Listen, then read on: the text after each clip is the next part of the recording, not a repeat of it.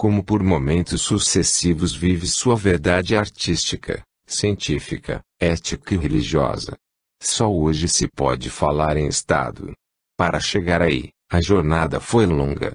Trata-se de uma maturação biológica, longamente elaborada, mesmo que tenha explodido em revoluções. A unidade coletiva expressou-se desde as origens em seu poder central, pelo método da seleção biológica. Assim, criado esse centro, progressivamente disciplinou-lhe os poderes.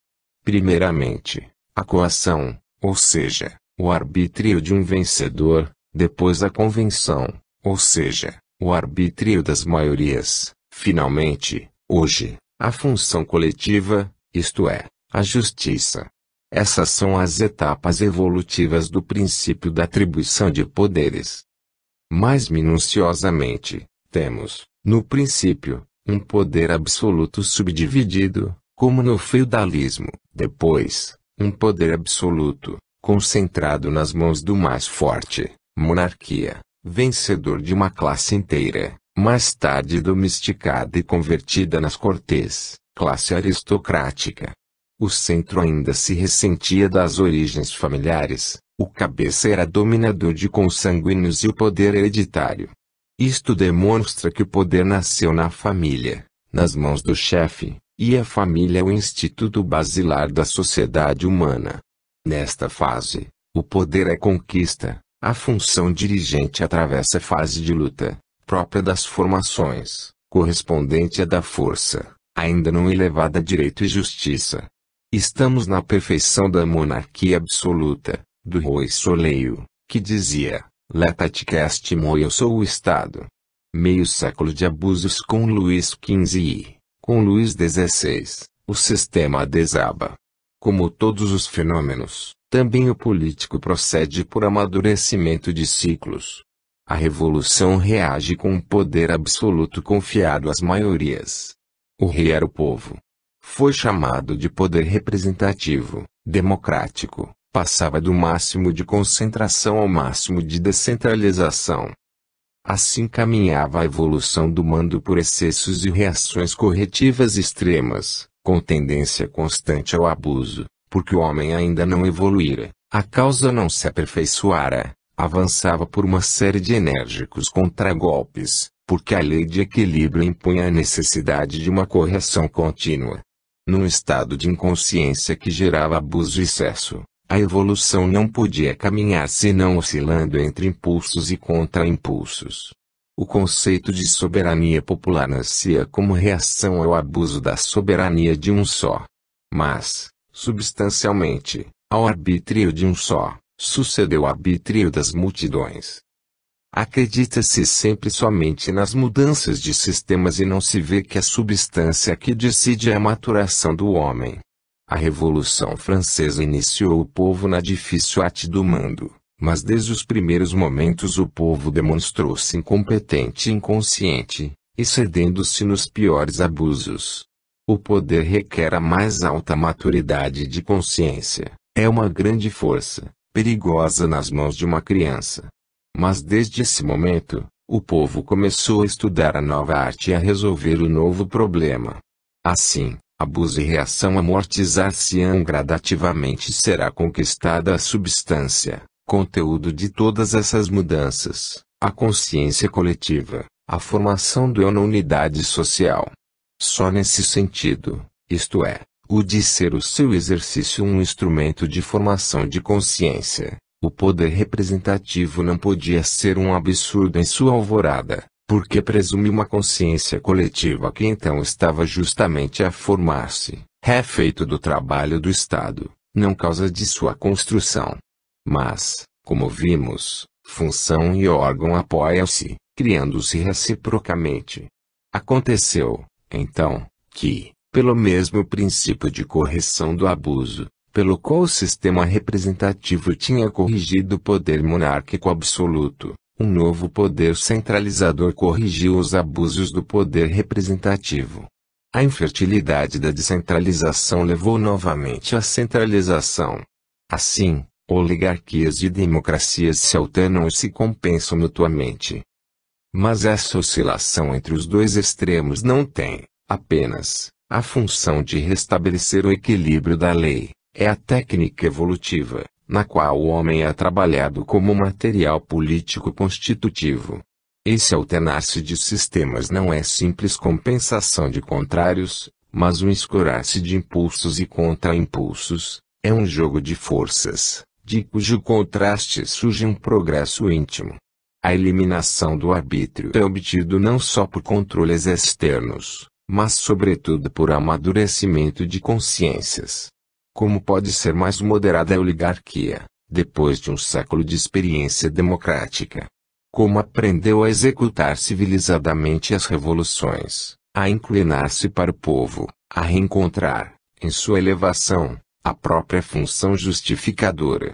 Com quanta maturidade se poderá voltar à democracia, quando a oligarquia tiver cumprido sua função de formar a consciência de um povo?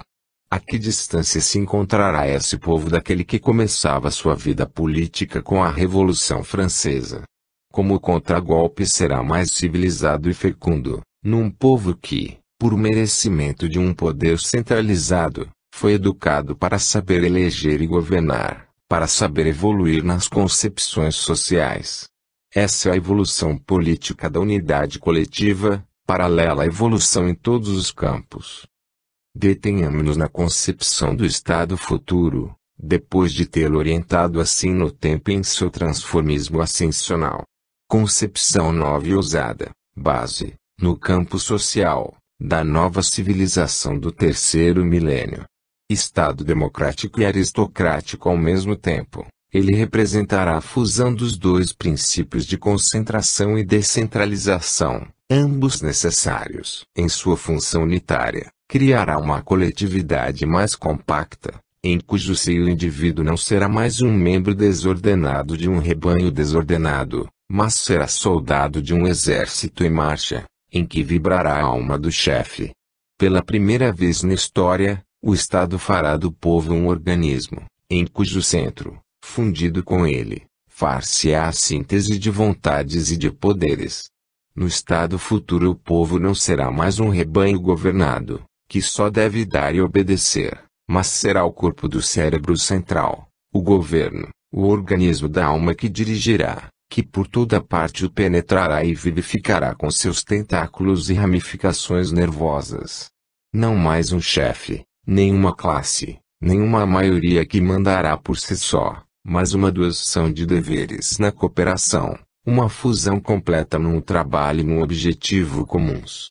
Sem dúvida que historicamente fixou-se na alma das massas, por hábito milenar, uma indiferença pelo poder central, mutável e ausente, mas invariavelmente senhor, diante do qual o povo tinha de ficar sempre igualmente inclinado na posição de servo. Formou-se, assim, um instinto de aquiescência passiva, de tolerância e desinteresse, como por uma coisa que não lhe diz respeito, que só age para pesar sobre o povo, educado apenas para a virtude de sofrer e calar. O Estado moderno tem de começar pelo trabalho de demolição desta psicologia de absenteísmo político, que se fixou na alma coletiva. Pensai que cada concepção e realização política não constitui jamais a última meta definitivamente alcançada, mas que, por ser a síntese de todo o passado, é também o germe de um futuro ilimitado. Deixamos para comentar apenas ao final, pois, como dito, a grande síntese é obra de quase um século atrás, sendo que, até agora, ainda o Estado é caracterizado pela corrupção, pelas desigualdades sociais, pela violência instituída contra os próprios cidadãos, pela frieza e até crueldade na aplicação da justiça, pelo autoritarismo da maioria dos governantes. Mas os dias desse tipo de Estado estão contados, bem como daqueles seres humanos ricos ou pobres, instruídos ou incultos, vinculados ao mal, pois aproxima-se o momento em que o bem passará a reinar na terra e Jesus não mais dirá: meu reino não é deste mundo, e na terra somente permanecerão os bem-aventurados. Nota sobre a data limite. No jornal Folha Espírita de maio de 2011, número 439, sob a autoria de Marlene Nobre, foi publicada a entrevista feita em 1986 com Chico Xavier por Geraldo Lemos Neto, fundador da Casa de Chico Xavier em Pedro Leopoldo, Minas Gerais, onde Chico faz revelações a respeito do futuro de nosso planeta. Será mera coincidência o caminho que nos está sendo ensinado faz parte deste processo? Eu os convido à leitura. O tema da transformação da Terra de mundo de expiação e provas para mundo de regeneração, levantado pelo próprio codificador da doutrina espírita, Allan Kardec, sempre interessou e intrigou Geraldo Lemos Neto, fundador da Casa de Chico Xavier, de Pedro Leopoldo, Minas Gerais. Em 1984 Lemos Neto casou-se com Eliana, irmã de Vivaldo da Cunha Borges, que morava com Chico Xavier desde 1968 e diagramava todos os seus livros. A partir de então, passou a desfrutar de uma intimidade maior com Chico em Uberaba, visitando-o com mais frequência e hospedando-se em sua residência. Posso dizer que essa época foi para meu coração um verdadeiro tesouro dos céus. Recordo-me até hoje daqueles anos de convivência amorosa e instrutiva na companhia do sábio médium e amigo, com profunda gratidão a Deus, que me permitiu semelhante concessão por acréscimo de sua misericórdia infinita. Assim, tive a felicidade de conviver na intimidade com Chico Xavier, dialogando com ele vezes sem conta, madrugada adentro, sobre variados assuntos de nossos interesses comuns, notadamente sobre esclarecimentos palpitantes acerca da doutrina dos Espíritos e do Evangelho de Jesus, recorda. Um desses temas, como lembra Lemos Neto, foi em relação ao Apocalipse, do Novo Testamento. Sempre me assombrei com o tema, relatando a Chico Xavier minha dificuldade de entender o livro sagrado escrito pela mediunidade de João Evangelista. Desde então, em nossos colóquios, Chico Xavier tinha sempre uma outra palavra esclarecedora sobre o assunto, pontuando esse ou aquele versículo e fazendo-me compreender, aos poucos, o momento de transição pelo qual passa o nosso orbe planetário, a caminho da regeneração, afirma. Foi uma dessas conversas habituais, lembrando o livro de sua psicografia, Brasil, Coração do Mundo, Pátria do Evangelho, escrito pelo espírito Humberto de Campos, que Lemos Neto externou ao médium sua dúvida quanto ao título do livro, uma vez que ainda naquela ocasião, em meados da década de 80, o Brasil vivia às voltas com a hiperinflação, a miséria, a fome, as grandes disparidades sociais, o descontrole político e econômico, sem falar nos escândalos de corrupção e no atraso cultural. Lembro-me, como hoje, a expressão surpresa do Chico me respondendo: ora, Geraldinho, você está querendo privilégios para a pátria do Evangelho, quando o fundador do Evangelho, que é nosso Senhor Jesus Cristo, viveu na pobreza, cercado de doentes e necessitados de toda a ordem, experimentou toda sorte de vicissitudes e perseguições para ser supliciado, quase abandonado pelos seus amigos mais próximos e morrer crucificado entre dois ladrões. Não nos esqueçamos de que o fundador do Evangelho atravessou toda sorte de provações, padeceu o martírio da cruz, mas depois ele largou a cruz e ressuscitou para a vida imortal. Isso deve servir de roteiro para a pátria do Evangelho. Um dia haveremos de ressuscitar das cinzas de nosso próprio sacrifício para demonstrar ao mundo inteiro a imortalidade gloriosa, esclareceu.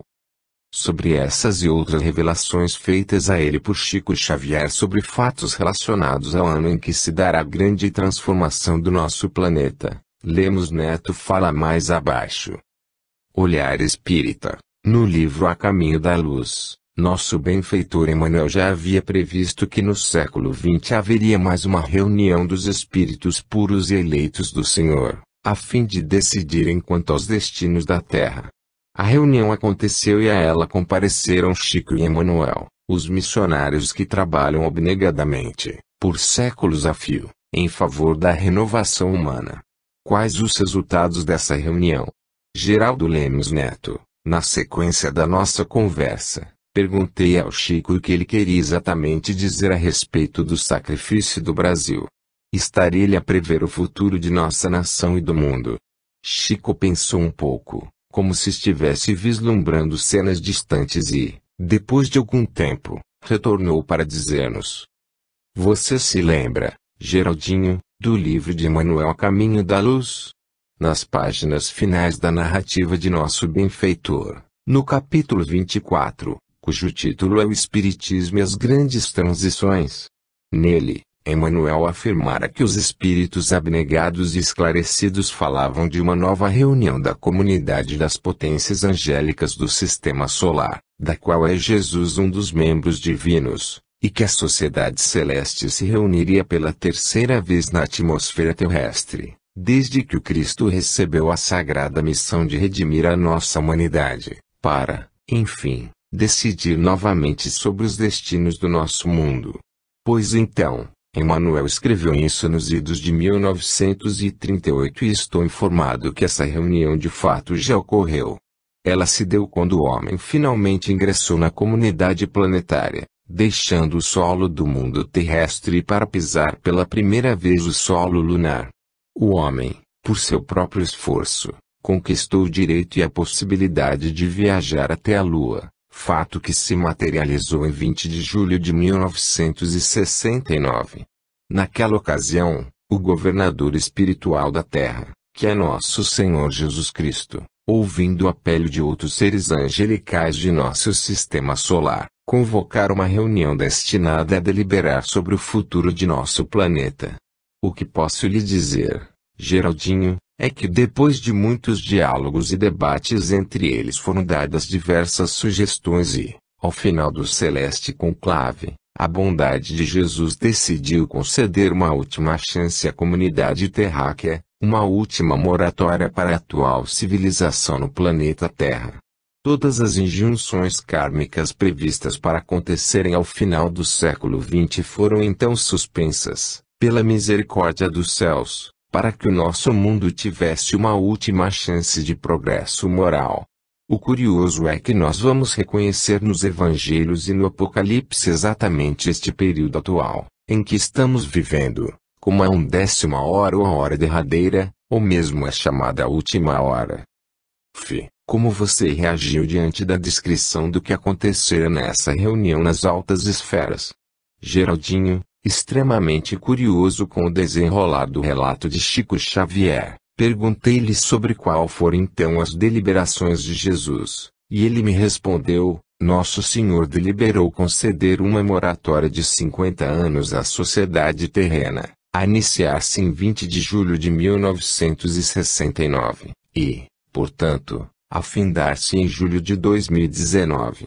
Ordenou Jesus, então, que seus emissários celestes se empenhassem mais diretamente na manutenção da paz entre os povos e as nações terrestres, com a finalidade de colaborar para que nós ingressássemos mais rapidamente na comunidade planetária do Sistema Solar, como um mundo mais regenerado, ao final desse período. Algumas potências angélicas de outros orbes de nosso Sistema Solar recearam a dilação do prazo extra, e foi então que Jesus, em sua sabedoria, resolveu estabelecer uma condição para os homens e as nações da vanguarda terrestre. Segundo a imposição do Cristo, as nações mais desenvolvidas e responsáveis da Terra deveriam aprender a se suportarem umas às outras, respeitando as diferenças entre si, abstendo-se de se lançarem a uma guerra de extermínio nuclear. A face da Terra deveria evitar a todo custo a chamada Três Guerra Mundial. Segundo a deliberação do Cristo, se somente essas nações terrenas, durante este período de 50 anos, aprendessem a arte do bom convívio e da fraternidade, evitando uma guerra de destruição nuclear, o mundo terrestre estaria enfim admitido na comunidade planetária do Sistema Solar como um mundo em regeneração. Nenhum de nós pode prever, Geraldinho, os avanços que se darão a partir dessa data de julho de 2019, se apenas soubermos defender a paz entre nossas nações mais desenvolvidas e cultas. Quais são os acontecimentos que podemos prever com essas revelações para a Terra? Geraldinho, Perguntei, então, ao Chico a que avanços ele se referia e ele me respondeu: nós alcançaremos a solução para todos os problemas de ordem social, como a solução para a pobreza e a fome que estarão extintas. Teremos a descoberta da cura de todas as doenças do corpo físico pela manipulação genética. Nos avanços da medicina, o homem terrestre terá amplo e total acesso à informação e à cultura, que se fará mais generalizada. Também os nossos irmãos de outros planetas mais evoluídos terão a permissão expressa de Jesus para se nos apresentarem abertamente, colaborando conosco e oferecendo-nos tecnologias novas, até então inimagináveis ao nosso atual estágio de desenvolvimento científico. Haveremos de fabricar aparelhos que nos facilitarão o contato com as esferas desencarnadas, possibilitando a nossa saudosa conversa com os entes queridos que já partiram para o além-túmulo.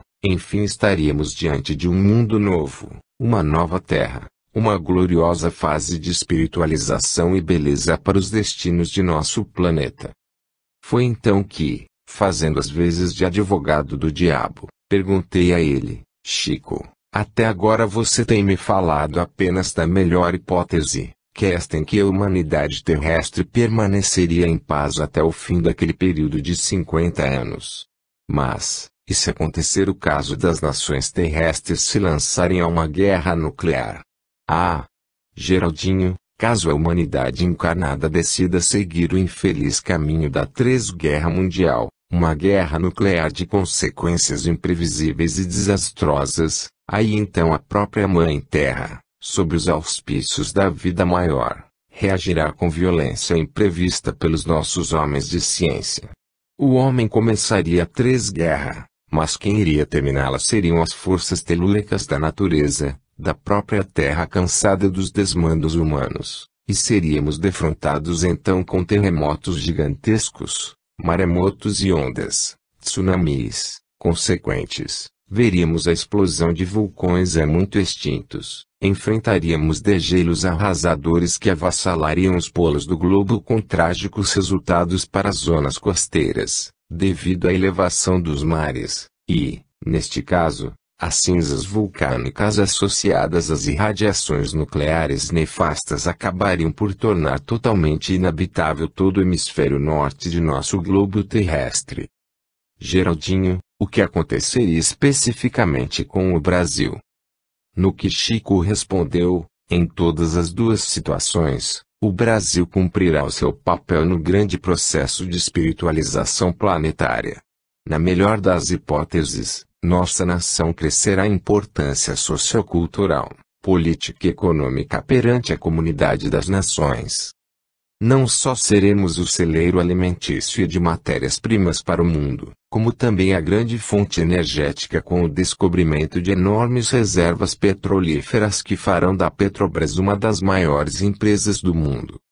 E prosseguiu Chico, o Brasil crescerá a passos largos e ocupará importante papel no cenário global. Isso terá como consequência a elevação da cultura brasileira ao cenário internacional e, a reboque, os livros do espiritismo cristão, que aqui tiveram solo fértil no seu desenvolvimento, atingirão o interesse das outras nações também.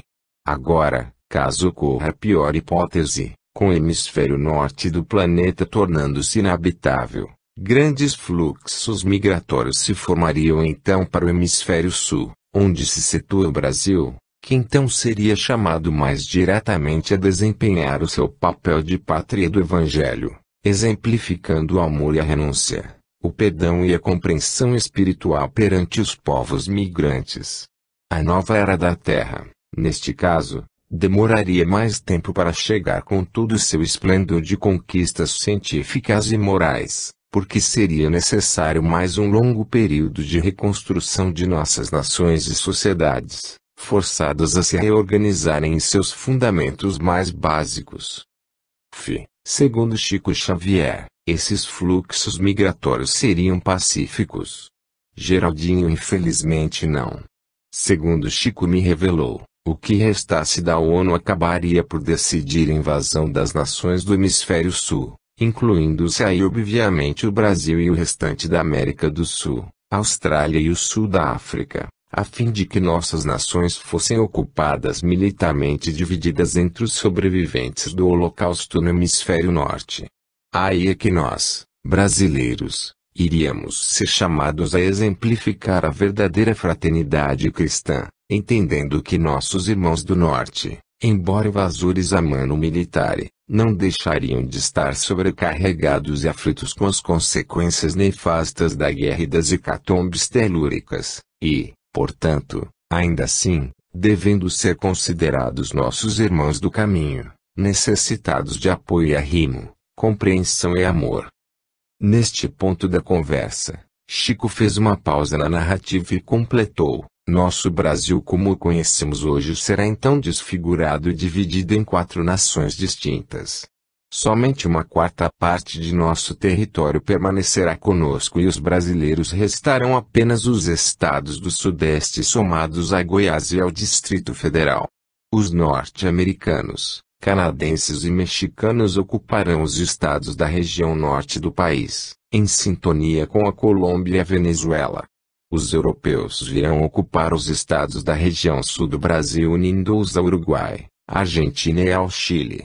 Os asiáticos, notadamente chineses, japoneses e coreanos, virão ocupar o nosso centro-oeste, em conexão com o Paraguai, a Bolívia e o Peru. E, por fim, os estados do Nordeste brasileiro serão ocupados pelos russos e povos eslavos. Nós não podemos nos esquecer de que todo esse intrincado processo tem a sua ascendência espiritual e somos forçados a reconhecer que temos muito que aprender com os povos invasores.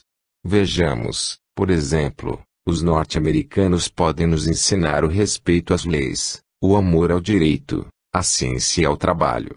Os europeus, de uma forma geral, poderão nos trazer o amor à filosofia, à música erudita, à educação, a história e a cultura. Os asiáticos poderão incorporar à nossa gente suas mais altas noções de respeito ao dever, à disciplina, à honra, aos anciãos e às tradições milenares. E, então, por fim, nós brasileiros, ofertaremos a eles, nossos irmãos na carne, os mais altos valores de espiritualidade que, mercê de Deus, entesouramos no coração fraterno e amigo de nossa gente simples e humilde, essa gente boa que reencarnou na grande nação brasileira para dar cumprimento aos desígnios de Deus e demonstrar a todos os povos do planeta fé na vida superior, testemunhando a continuidade da vida além do túmulo e o exercício sereno e nobre da mediunidade com Jesus. O Brasil, embora sofrendo o impacto moral dessa ocupação estrangeira, estaria imune aos movimentos telúricos da Terra. Geraldinho, infelizmente, não. Segundo Chico Xavier, o Brasil não terá privilégios e sofrerá também os efeitos de terremotos e tsunamis, notadamente nas zonas costeiras. Acontece que, de acordo com o médium, o impacto por aqui será bem menor se comparado com o que sobrevirá no hemisfério norte do planeta. Por tudo que se depreende da fala de Chico Xavier, você também crê que a ida do homem à Lua, em julho de 1969, tenha precipitado de certa forma preocupação com as conquistas científicas dos humanos, que poderiam colocar em risco o equilíbrio do sistema solar? Geraldinho, sim, creio que a revelação de Chico Xavier a respeito traz, nas entrelinhas, essa preocupação celeste quanto às possíveis interferências dos humanos terráqueos nos destinos do equilíbrio planetário em nosso sistema solar. Pelo que Chico Xavier falou, alguns dos seres angélicos de outros orbes planetários não estariam dispostos a nos dar mais este prazo de 50 anos, que vencerá daqui a apenas 8 anos, temerosos talvez de nossas nefastas e perniciosas influências. Essa última hora bem que poderia ser por nós considerada como a última bênção misericordiosa de Jesus Cristo em nosso favor, uma vez que, pela explicação de Chico Xavier, foi Ele, nosso Senhor, quem advogou em favor de nossa causa, ainda uma vez mais. A reunião da comunidade celeste teria decidido algo mais, segundo a exposição de Chico Xavier? Geraldinho, sim. Outra decisão dos benfeitores espirituais da vida maior foi a que determinou que, após o alvorecer do ano 2000 da era cristã, os espíritos empedernidos no mal e na ignorância não mais receberiam a permissão para reencarnar na face da Terra. Reencarnar aqui, a partir dessa data, equivaleria a um valioso prêmio justo, destinado apenas aos espíritos mais fortes e preparados, que souberam amealhar, no transcurso de múltiplas reencarnações, conquistas espirituais relevantes como a mansidão, a brandura, o amor, a paz e a concórdia fraternal entre povos e nações. Insere-se dentro dessa programação de ordem superior a própria reencarnação do mentor espiritual de Chico Xavier, o Espírito Emmanuel, que, de fato, veio a renascer, segundo Chico informou a variados amigos mais próximos, exatamente no ano 2000. Certamente, Emmanuel, reencarnado aqui no coração do Brasil, haverá de desempenhar significativo papel na evolução espiritual de nosso orbe. Todos os demais espíritos, recalcitrantes no mal, seriam então, a partir de 2000, encaminhados forçosamente à reencarnação em mundos mais atrasados, de expiações e de provas aspérrimas, ou mesmo em mundos primitivos, vivenciando ainda o estágio do homem das cavernas, para poderem purgar os seus desmandos e a sua insubmissão aos desígnios superiores. Chico Xavier tinha conhecimento desses mundos para onde os espíritos renitentes estariam sendo degradados. Segundo ele, o maior desses planetas se chamaria Quiron ou Quiron. Praticamente só nos restam 8 anos pela frente.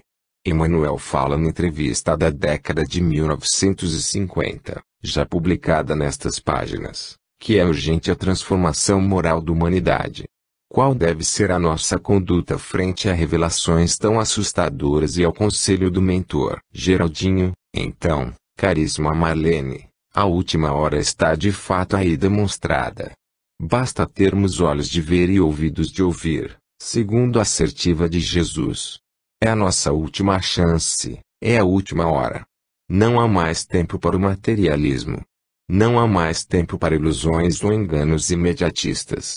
Ou seguiremos com a luz que efetivamente buscarmos, ou nos afundaremos nas sombras de nossa própria ignorância. Que será de nós? A resposta está em nosso livre-arbítrio, individual e coletivo. É a nossa escolha de hoje que vai gerar o nosso destino.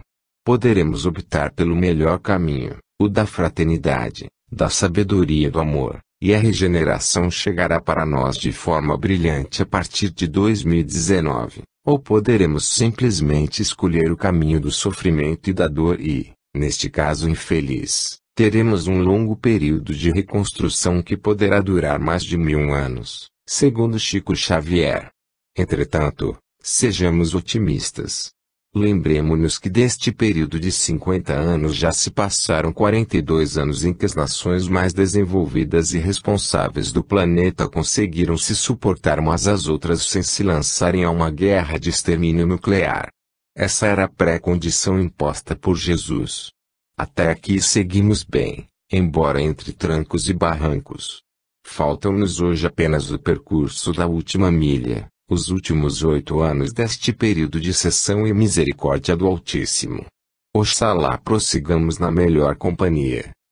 Como poderemos facilmente concluir, tudo dependerá, em última análise, de nossas próprias escolhas, enquanto entidades individuais ou coletivas, para nosso progresso e ascensão espiritual.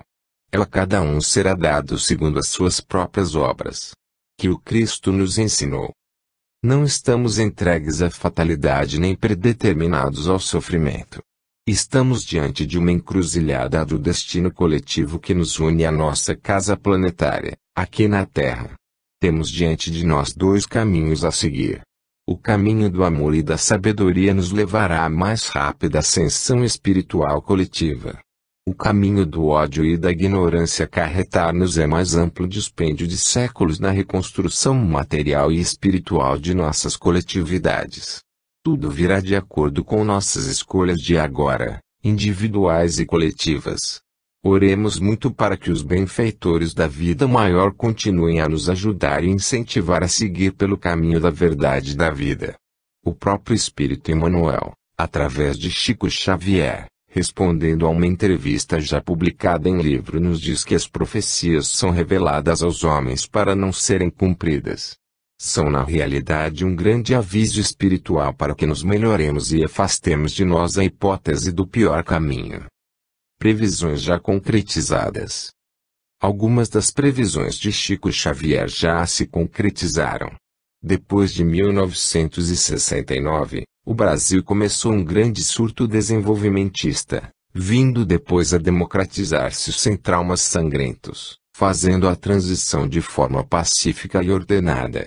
A Europa, antes dividida em nações antagônicas, passou a considerar a possibilidade de uma união mais ampla, acabando por consolidar a efetiva existência da União Europeia como um mercado comum econômica e politicamente falando, chegando, inclusive, a lançar uma moeda única, em substituição às antigas, que é o euro de hoje. Depois de 1969, a Guerra Fria arrefeceu-se, caiu a cortina de ferro da Europa Oriental, derrubou-se o Muro de Berlim. Ruiu a antiga URSS como resultado da perestroika para o surgimento de uma nova Rússia mais livre, juntamente a outras novas nações associadas.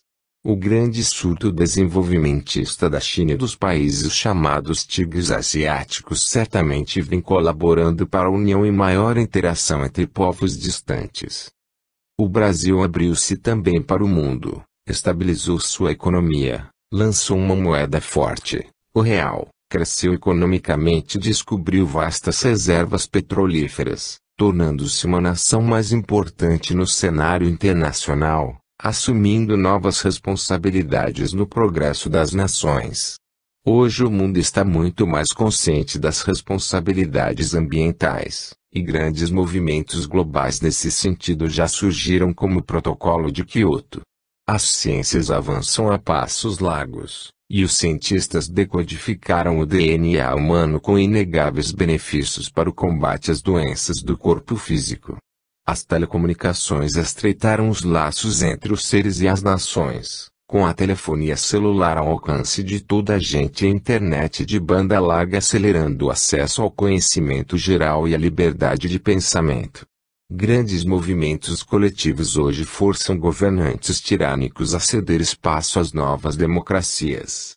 Tudo isso fora previsto por Chico Xavier, em meados da década de 80, muito antes de efetivamente vir a acontecer. Tudo se encaixa como sendo parte de um retrato mais amplo do trabalho dos benfeitores espirituais da vida maior em favor da paz e da concórdia, do desenvolvimento e da cultura em escala global. Os emissários do Cristo estão agindo em nosso favor e, por isso mesmo, não podemos perder a fé na continuidade desse auxílio, afirma Lemos Neto. Isso tudo sem mencionarmos os grandes avisos que a própria Terra está nos dando. O aquecimento global é um fato. O Jornal Nacional noticiou há poucos meses que a calota polar do norte estará totalmente degelada em meados de 2012. Segundo conclusões de renomados cientistas. Depois do ano 2000, algumas nações têm sofrido tsunamis e terremotos cada vez mais assustadores, dizimando dezenas de milhares de vítimas.